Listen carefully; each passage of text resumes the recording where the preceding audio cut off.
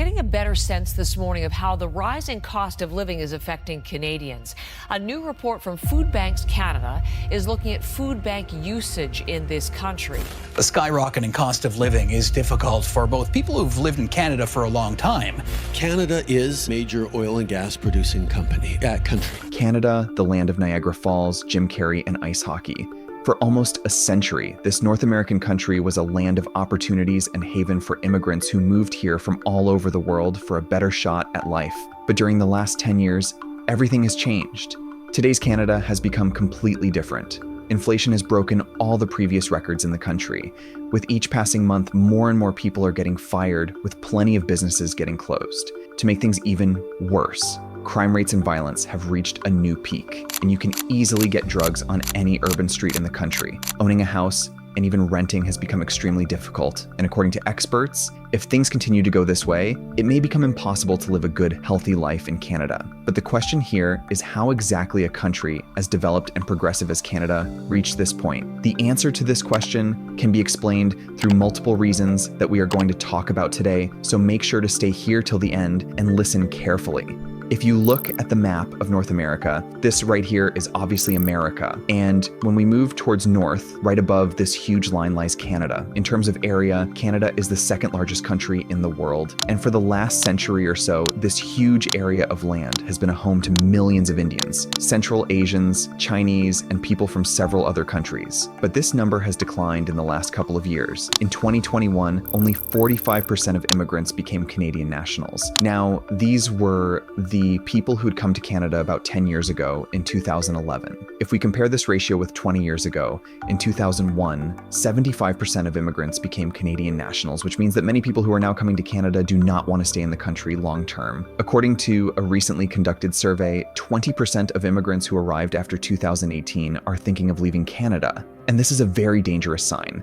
The first and major reason for this crisis is the job problem of Canada. In the last few months, you must have across some videos on the internet which showed hundreds of people standing outside a departmental store with their degrees and certificates in hand for a job of a cashier, a job that merely a decade ago would have been easily available for a high school dropout without any experience or degree. The first and most important thing to understand is that the job market in Canada is extremely slow, especially when compared to countries like the UK and US. Actually, Canada's overall economy is heavily dependent on sectors like natural resources, mining, rental, and real estate. Now, the top two contributors of the country's GDP are natural resources and real estate, and most of the manufacturing industry is also based on these natural resources. Now, the biggest drawback of real estate is that instead of investing in industries, most of the country's money goes into real estate. Because housing prices are rising so quickly, investors prefer to invest in real estate rather than businesses, because very few new industries have been established, and no new industries mean no new jobs. Another major contributor to Canada's economy is the oil and car manufacturing sectors. Unfortunately, these two sectors too are rapidly declining.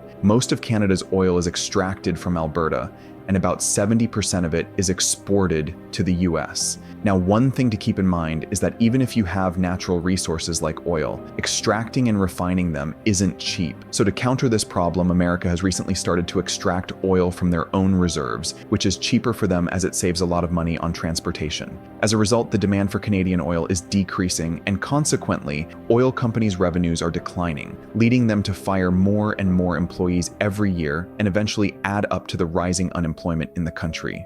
Another major manufacturing industry that has provided lots of jobs to Canadians is car manufacturing. Today, this industry too is showing a declining graph. If we talk numbers, about 2.5 decades ago in 1999, 3 million cars were made in Canada, whereas by 2020, this production had dropped to 1.4 million. By 2023, output had fallen to 1.5 million vehicles, dropping Canada into the 10th spot among the world's largest vehicle-producing countries. The biggest reason for this? The manufacturers are now rapidly shifting from Canada to Mexico because labor costs are much less there. As a result, the jobs that this industry provided have declined to an alarming level. Now, there's another side of the coin too. On one hand, Canada is unable to provide jobs to newcomers because of rising unemployment, but on the other hand, these newcomers are contributing to this crisis too. According to a Bloomberg report, temporary residents and recent immigrants are driving up Canada's unemployment rate, as record numbers of newcomers who came to the country to fill labor shortages are now struggling to find work. The unemployment rate for temporary residents, including foreigners, international students, and asylum seekers, was 11% in last June, which increased from 6.2% in a span of just 1 month. There's no doubt that Canada's policy of welcoming people from war-torn countries is quite nice when it comes to humanitarianism, but the country's working-age population grew by 1 million over the past year, while the labor market only created 324,000 jobs. So, in short, there are too many people and very few jobs. The second reason that's making Canada unlivable is an extremely high cost of living. Whenever you move to a new place, you tend to look for a better standard of living at a reasonable price that you can afford easily within your means. Currently, Canada is unable to provide any of this.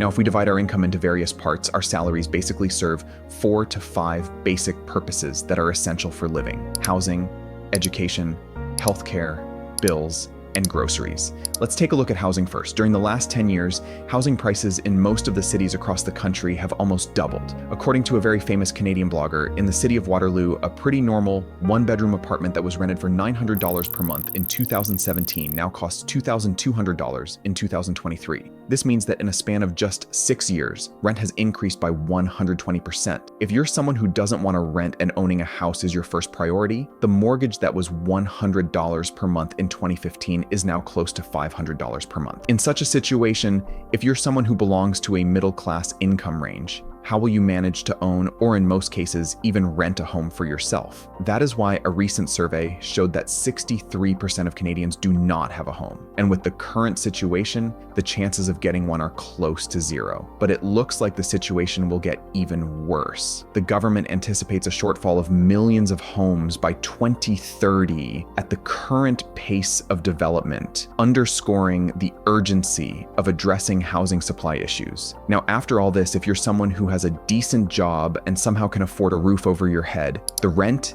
taxes, bills, and mortgages will leave you with a few bucks in your account. That means no vacations or traveling, no fancy clothes or restaurants, and certainly no savings. Now, at first, this third issue may seem a bit made up to you because we have always thought of Canada as a peaceful, no-trouble country, but first hear me out. During the last half-decade or so, Canada has seen a huge rise in crime rates and violence, and with each passing day, the situation is getting worse. The media, movies, and pop culture gives us a notion that when compared to its neighbor America, Canada is much more peaceful, and maybe this was true some time ago. But today, the situation has been completely reversed. From 2014 to 2022, the homicide rate per 100,000 population in the country increased from 1.5 to 2.3, which is an increase of nearly 53%. Over the same period, the violent crime rate increased by 44%, which is an extremely steep increase. Now, the scariest thing is that most of these attacks are completely unprovoked and random. Since COVID, such attacks have become quite common. You might be walking on the street and suddenly someone stabs, pushes, abuses, or punches you and runs away. In 2021, nearly 1,700 such attacks happened in Vancouver, and that's just one city. Many experts say that the major reason for these attacks is mental illness, as due to unemployment, inflation, and strict taxation laws, many people have been mentally affected, and in frustration, they are engaging in such acts. Moreover, in addition to these small-time crimes, organized crime and gangs are increasing at an alarming rate too. According to the Criminal Intelligence Service of Canada, Vancouver, the number of identified criminal organizations in Canada increased by almost a third between 2022 and last year. The federal agency said in a report that 205 new organized crime groups were added to the list of 638. Out of these 205 new groups, 8 were recognized as national high-level threats, including 4 in central Canada and 4 in the West. If you're someone who knows Canada of the early 2000s or 1990s, you'd know that such things were common in Canada at all, and this was the primary reason behind Canada being the safest and most peaceful country in the West. Well, not anymore. The last thing that I would like to add to the list of problems that Canadians are facing is a failing, barely surviving healthcare system. Currently, Canada's population stands at 40.1 million, and its once state-of-the-art healthcare system is badly failing at supporting this population. Nowadays, a major problem that you'll face in Canadians' hospitals is an extremely long waiting period. In 2024, physicians across the country reported a wait time of almost 30 weeks between a referral from a general practitioner and receiving treatment.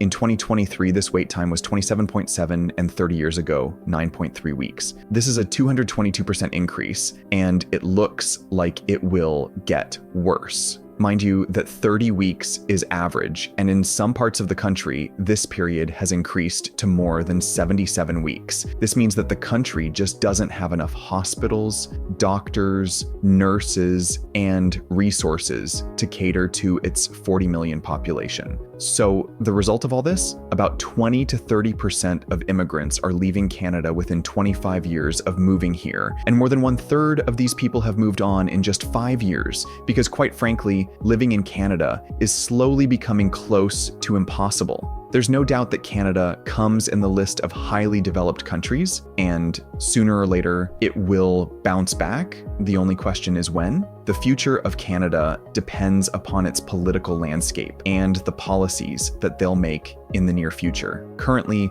Canada is losing its reputation quite rapidly, and the COE truly in need of a savior. Let me know in the comments what you think of the video, and make sure to click on the bell icon so you never miss our videos.